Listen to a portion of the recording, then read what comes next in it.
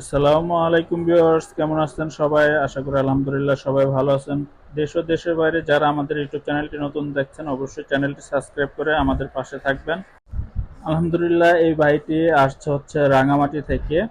তো রাঙামাটি থেকে এসে আমাদের এই ম্যানুয়াল জুতা তৈরি করার মেশিন, এটা হচ্ছে উনি ম্যানুয়ালি জুতোগুলো তৈরি করবে, তার জন্য উনি হচ্ছে অল্প টাকার ভিতরে আমাদের এখান থেকে মেশিনটি ক্রয় করছে।